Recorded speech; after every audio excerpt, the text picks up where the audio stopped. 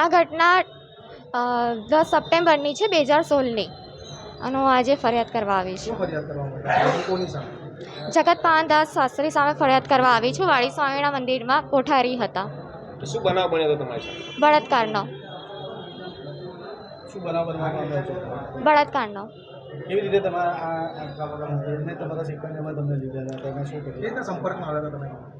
ફોનના માધ્યમથી. પછી એના પછી એમને ઘણી વોટ્સઅપ પર વાતચીત કરી, ચાલુ રાખી અને પછી ગિફ્ટ આપવાના બહાને જબરદસ્તી કર્યો. તમે ક્યારે મંદિરમાં ક્યારે જતા હતા? કેવી રીતે સંપર્ક? 2014થી મંદિર દર્શન કરવા જતા હતા અને 2016માં કોન્ટેક્ટ થયો હતો કેવી રીતે કોન્ટેક્ટ? ફોનના થ્રુ. નંબર કેવી રીતે આવ્યો? એમને ઓલરેડી મારા પપ્પાનો નંબર લઈ ચૂક્યા હતા. પછી શું કર્યું? રાત્રે 10:30ની આસપાસ મને ફોન કર્યો હતો. એ ટાઈમે મારી પાસે ફોન હતો અને મેં રિસીવ કર્યો તો કે હું જગત પાનદાસ સ્વામી વાત કરું છું વાડી સ્વામિનારાયણ મંદિરમાંથી.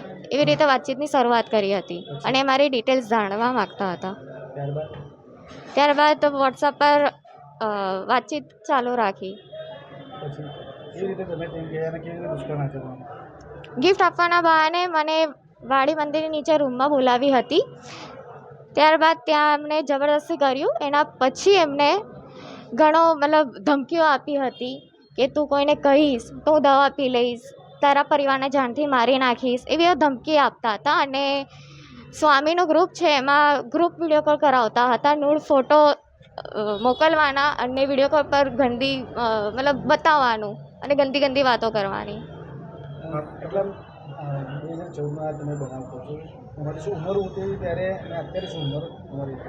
ઘટના બની ત્યારે મારી ઉંમર 14 વર્ષની હતી અને અત્યારે હાલ મારી 30 વર્ષ છે. એ ટાઈમે મારી પાસે એવો કોઈ સોર્સ હતો નહીં કે હું પોલીસ કમ્પ્લેન કરી શકું.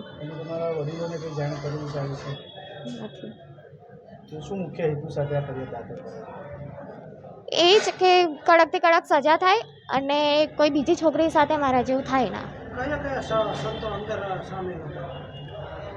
HP સ્વામી, KP સ્વામી ને JP સ્વામી.